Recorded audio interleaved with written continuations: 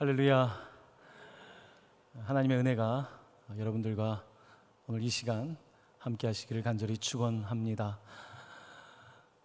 저희는 지난 2주 동안 예수님의 기적에 대해서 함께 살펴보고 하나님이 오늘 우리에게 주시는 말씀에 귀를 기울이고 있습니다. 물이 변하여 포도주 되게 하셨던 가나의 혼인잔치의 기적을 기억합니다. 또한 오병이어로 5천 명을 먹이셨던 그 사건을 기억합니다. 오늘 세 번째 함께 나누고 싶은 예수님의 기적의 이야기는 예수님께서 물 위를 걸으셨던 이야기입니다. 자, 그런데 오늘 물 위를 걷는 그 이야기 전에 마지막 오병이어의 스토리가 있었던 것을 보게 됩니다. 5천 명의 사람들이 배불리 먹고 12광주리가 남았다고 말씀하고 있습니다. 여러분은 배가 부르면 그 다음에 어떤 반응이 일어나던가요? 배가 고플 때는 굉장히 간절하고, 배가 고플 때는 정말로 누군가에게라도 도움을 받으려고 하지만 배가 부르고 나면 이제 편안해지고 자기 세계에 그냥 머물지 않습니까? 5천 명의 사람들이 배불리 먹었고 12명의 제자들은 이 엄청난 기적을 보게 되었습니다. 자, 그리고 나서 이 사건 바로 이후에 오늘 이 사건이 이어지는데 어떤 말씀으로 시작되고 있는지 화면에 있는 45절 말씀입니다. 우리 함께 봉독하겠습니다. 예수께서 즉시 제자들을 재촉하사 자기가 무리를 보내는 동안에 배 타고 앞서 건너편 벳세다로 가게 하시고, 오병이어 사건이 있고 나서 예수님은 즉시 제자들을 재촉하셨다고 말씀하고 있습니다. 아니, 배불리 먹고 뭘 그렇게 재촉해야 되는가? 그리고 예수님이 5천 명의 사람들을 가라고 흩으셨다는 것입니다. 그리고 제자들이 벳세다, 어부의 집이라고 하는 명칭의 그곳으로 가게 하셨다는 것입니다. 그들끼리 배를 타고 가게 하신 것입니다. 예수님은 왜 즉시 제자들을 재촉하셨을까요? 무슨 급한 일이 있다고 오병이어 사건 이후에 그렇게 하신 것일까요? 거기에는 이유가 있습니다. 자, 그 다음 구절을 보면 우리가 주님의 마음을 볼 수가 있는데요, 46절의 말씀을 함께 봉독합니다. 무리를 작별하신 후에 기도하러 산으로 가시니라. 아멘. 예수님은 오병이어 사건 이후에 기도하셨다고 성경은 말씀하고 있습니다.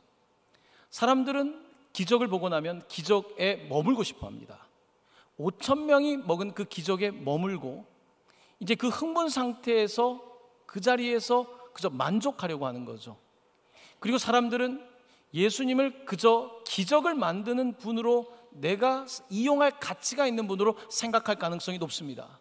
내 배를 채워주시는 분, 내 필요를 채워주시는 분, 예수님의 이 땅에 오신 이유와 목적보다는 내 것을 채워주시는 분으로 그를 붙들어 두려는 경향이 많이 있습니다. 제자들도 이렇게 생각했을지 모르겠습니다. 5천 명을 먹이시는 예수님을 바라보면서, 야, 이제 우리는 그분과 함께 권력도 가질 수 있고 경제적인 이익도 누릴 수 있고 우리는 굉장히 잘 살 수 있다라고 하는 그런 생각에 빠질 수 있었을 것입니다. 예수님은 제자들을 재촉하셨습니다. 즉시 재촉하셨습니다. 그들이 머물러야 될 것은 5천 명이 오병이어로 이 모든 것을 먹었던 그 기적의 자리가 아니라 그들이 건너가야 될 곳은 벳세다인 것입니다. 바로 어부의 집, 사람 낚는 어부로 부르신 주님의 뜻을 따라 그들이 가야 될 길이 있는데 그들은 그저 기적에 머물고 있었을지 모르겠습니다. 그래서 주님은 홀로 가셔서 기도하셨다고 말씀하고 있습니다. 복음서는 예수님께서 기도하셨다는 내용의 이야기를 많이 합니다. 근데 사실은 하나하나 찾아보면 예수님께서 집중적으로 기도했던 것은 3차례 언급되고 있습니다. 첫 번째는 예수님께서 12제자를 부르실 때였습니다. 예수님께서 기도하시고 12제자를 세우셨습니다. 오늘 우리가 직분자를 세우는데 기도가 필요한 거죠. 기도하고 사람을 세워야 되는 것이죠.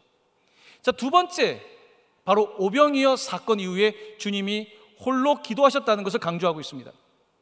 세 번째는 그가 십자가를 지시기 전에 겟세마네 동산에서 이 쓴 잔을 나로 하여금 정말로 마시기가 어렵지만 아버지의 원대로 내 뜻대로 하지 말아달라고 기도하셨을 때, 그렇게 3번의 기도를 언급하고 있습니다. 자, 그 기도 가운데 우리가 놓치기 쉬운 기도가 바로 예수님의 오병이어 이후의 기도입니다. 우리는 오병이어에 지금 빠져 있는 거예요. 성경을 읽으면서도 오병이어에 야 대단하다. 자, 그런데 그 다음의 이야기에 우리는 관심을 갖지 않는 경향이 있습니다.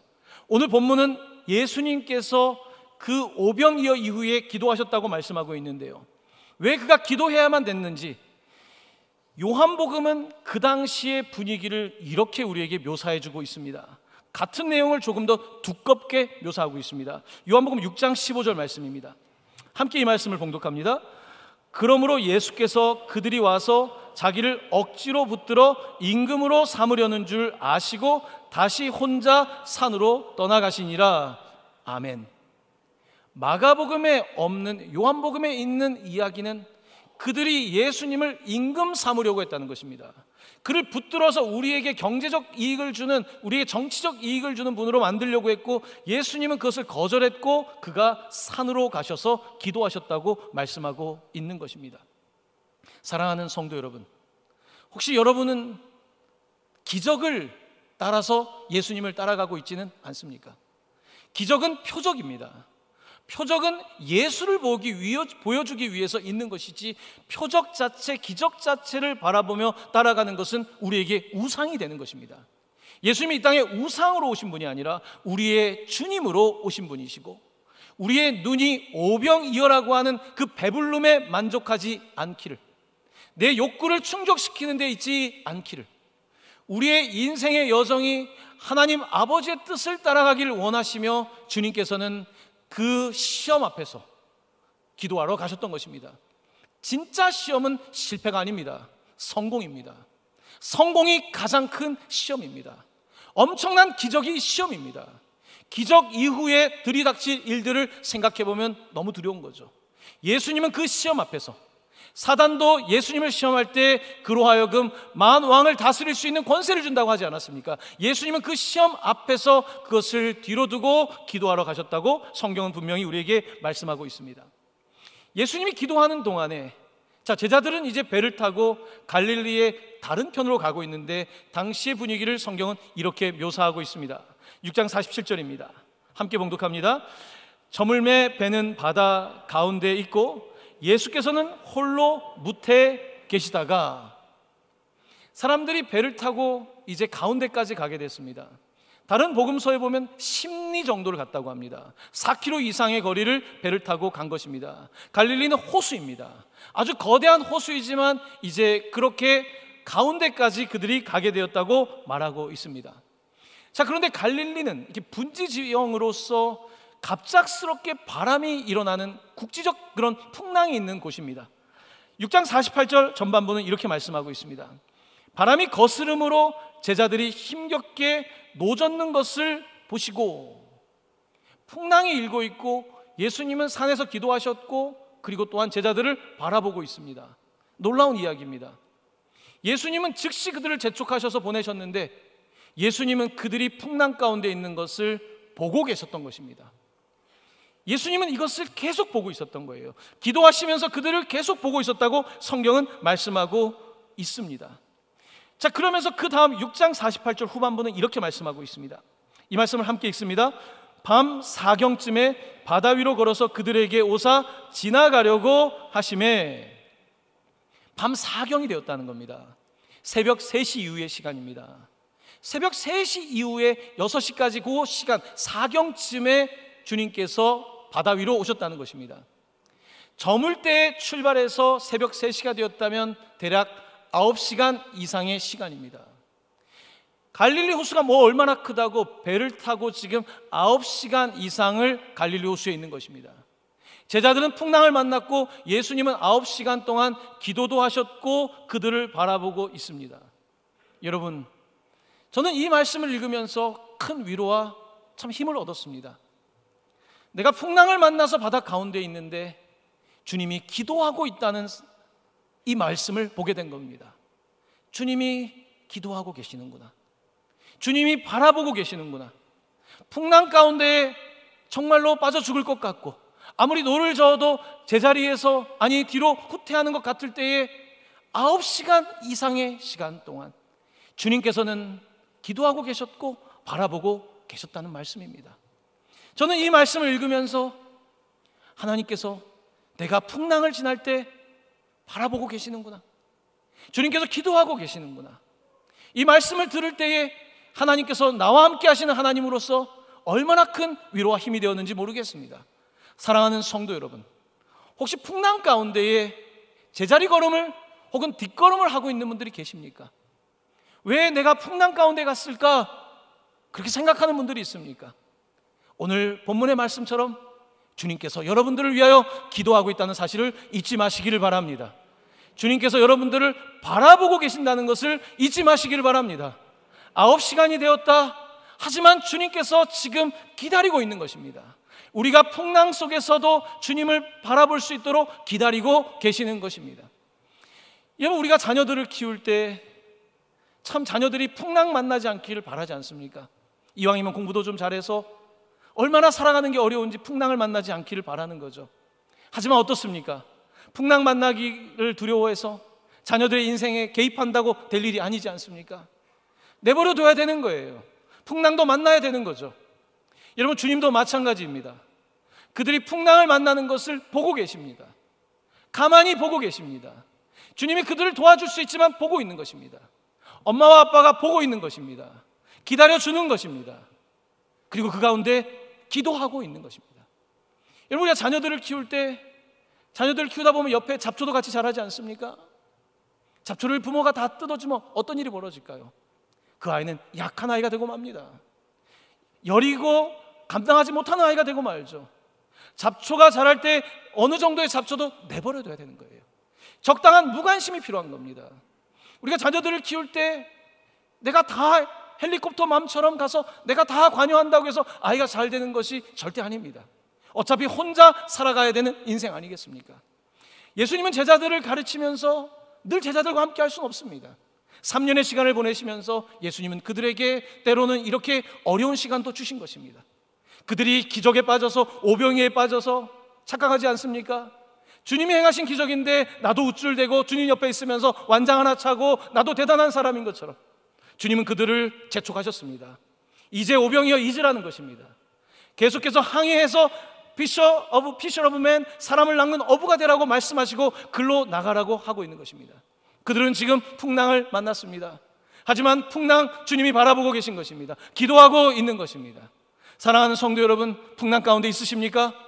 풍랑 가운데 있으십니까? 주님이 여러분을 바라보고 있는 줄로 믿습니다. 주님께서 기도하고 계신 줄로 믿습니다.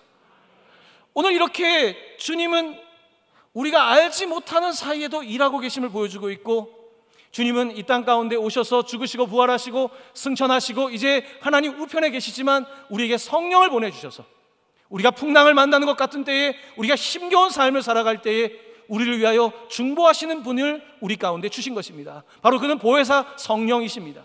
로마서 8장 27절 말씀은 이렇게 우리에게 용기를 주고 있습니다. 이 말씀을 함께 봉독합니다.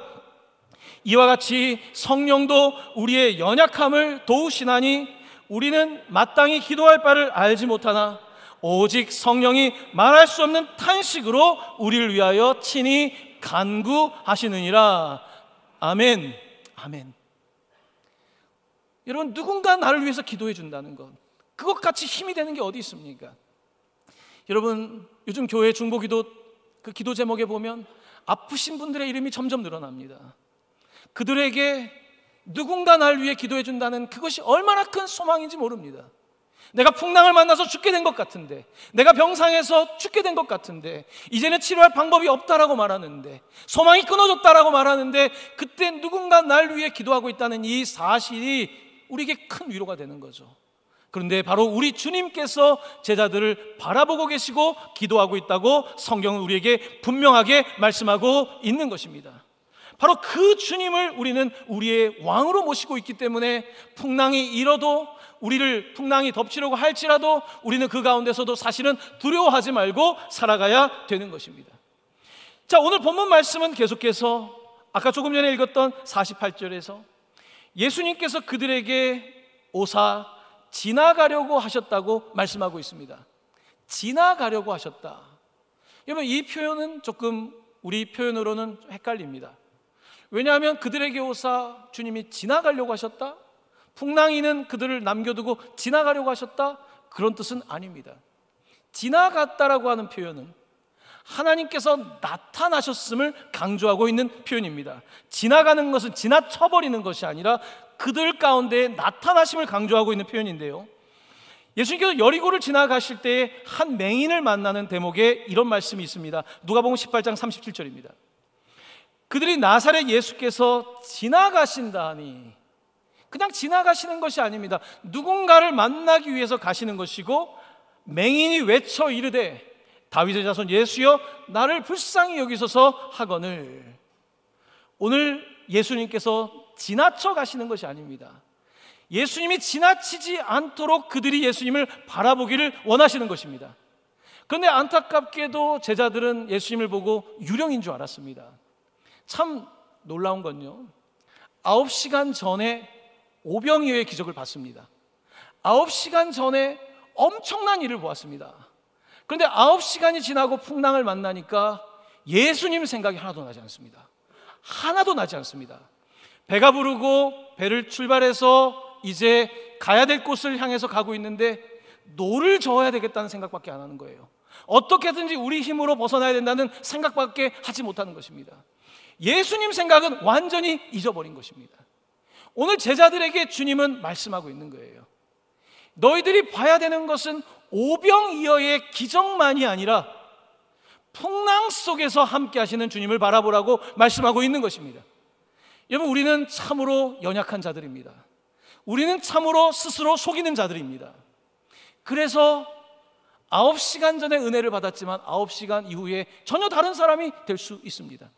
어제 은혜를 받았지만 어제는 기적에 감격에 빠졌고 예배하고 찬양하고 그랬지만 오늘 내게 작은 시험이 일어나면, 작은 풍랑만 일어나도 그 풍랑만 바라보는 것이 사실은 우리의 모습입니다. 오늘 예수님의 기도는 우리를 가르치고 있는 것입니다. 예수님이 그렇게 기도할 수밖에 없었던 이유는 우리가 오병이어의 기적에 남지 않기를 원하셨던 것입니다. 우리의 인생이 보이는 것에 멈추지 않고 풍랑 있는 곳에서 주님을 바라볼 수 있기를 원하고 계시는 것입니다. 사랑하는 성도 여러분, 우리가 주님을 못 보는 것입니다. 내 눈이 어두워 주님을 못 보는 것입니다. 내가 배가 불러 주님을 못 보는 것입니다. 내가 풍랑 때문에 두려워하여 주님을 못 보는 것입니다. 하지만 주님은 뭇해서 우리를 바라보고 있습니다. 바다 위를 거니시면서 우리를 바라보고 있습니다. 하지만 우리는 눈이 어두워 그를 유령이라고 말하기도 하는 것입니다. 사랑하는 성도 여러분, 오늘 여러분의 눈이 떠지고 주님을 바라볼 수 있기를 간절히 축원합니다. 주님을 바라보는 것, 사람은 참 희한합니다. 주님을 바라볼 때가요, 바닥을 찍을 때 주님을 바라보는 경우가 많습니다. 진짜 바닥을 찍을 때 주님이 보입니다.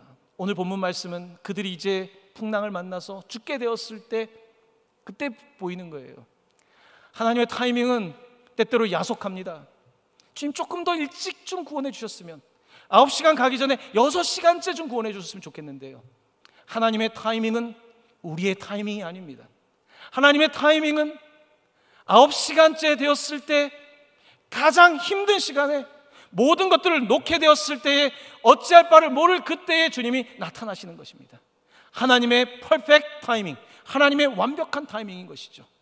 사랑하는 성도 여러분, 우리가 오병이어의 기적이 진짜 기적이 아니라요, 우리가 고난당하고 어려운 일을 당할 때 정말로 주님을 바라보는 것이 가장 위대한 기적임을 알게 되시기를 예수님의 이름으로 간절히 축원합니다. 그렇습니다. 오늘 이들은 주님을 아직 유령인지 알고 있는데요, 주님께서 그때 그들에게 이렇게 말씀하십니다. 본문 말씀입니다. 안심하라, 내니 두려워하지 말라. 안심하라, 내니 두려워하지 말라 하시고, 우리 한번 이 말씀 같이 읽어볼까요? 안심하라, 내니 두려워하지 말라 하시고. 안심하라, 원어를 보면 용기를 내어라. 킹제임스 성경에서는 be cheerers, 치어, 용기를 내라, 화이팅, 힘내자, 주님이 말씀하십니다. 그리고 내니 나다. 이 표현은 복음서에서 굉장히 중요한 표현입니다. 내니라고 하는 말은 에고 에임이 원어로는 에고 에임입니다. 이 표현은 I am입니다. I am. 우리가 나를 에고라 그러지 않습니까? 이게 헬라어에서 온 겁니다. 에고 에임이 I am. 내가 있다. 풍랑이는 곳에서 주님께서 내가 있다 라고 말씀하고 있는 것입니다. 이 에고 에임이라고 하는 이 표현은 구약에서부터 하나님께서 자기의 이름을 계시해 주셨던 그 놀라운 이름입니다. 모세가 하나님을 만났을 때 당신의 이름은 무엇입니까? 그때 하나님께서 나는 스스로 있는 자이다. 나는 여호와다. I am who I am. 나는 나다. 나는 존재한다. 이것이 내 이름이다. 나는 어제도 있었고 오늘도 있고 내일도 있는 존재이다. 이게 하나님의 이름입니다. 오늘 예수님께서는 제자들에게 용기를 내라, 안심해라, 내가 있다.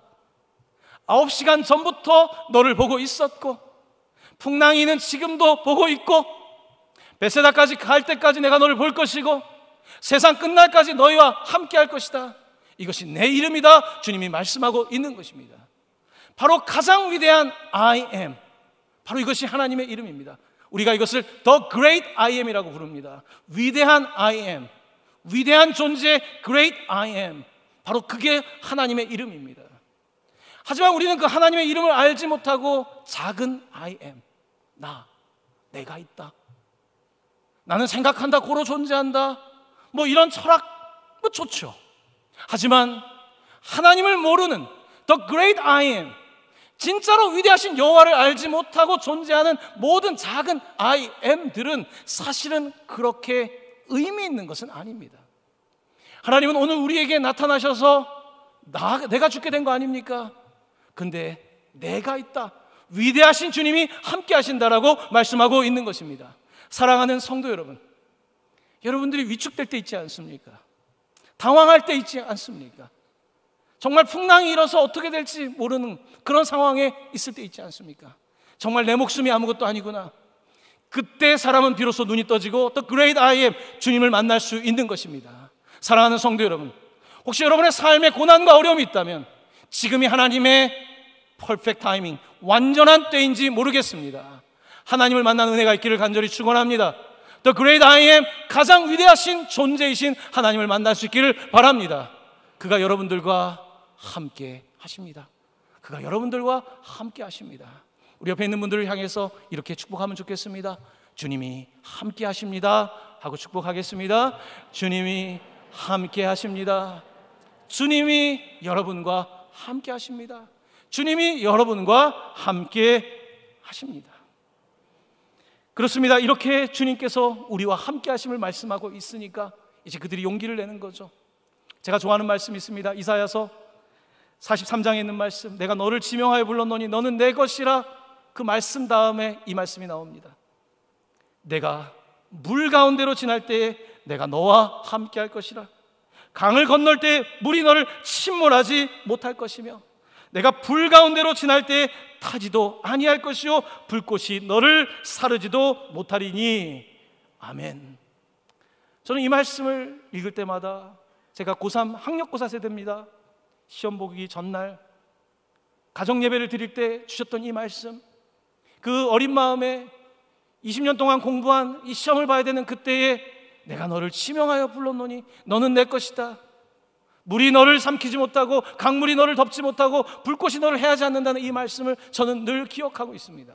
사랑하는 성도 여러분, 물이 여러분들을 해하지 못할 줄로 믿습니다. 강물이 여러분들을 넘치게 하지 못할 줄로 믿습니다. 불꽃이 여러분들을 사르지 않을 줄로 믿습니다. 왜냐하면 대저 여호와 하나님께서 여러분들과 함께 하시기 때문입니다. 우리는 이 놀라운 비밀을 믿는 그리스도인들인 것입니다.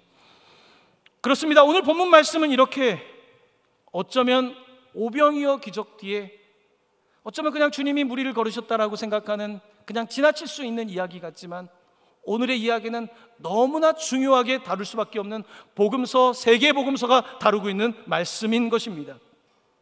오늘 본문의 이야기는 우리에게 오병이어 기적을 넘어서서 예수님이 누구신지에 관하여 말씀하고 있습니다. 예수님은 누구십니까? 바로 바다도 풍랑도 모든 자연세계가 그에게 순종하는 분이시다라는 것을 강조하고 있는 것입니다.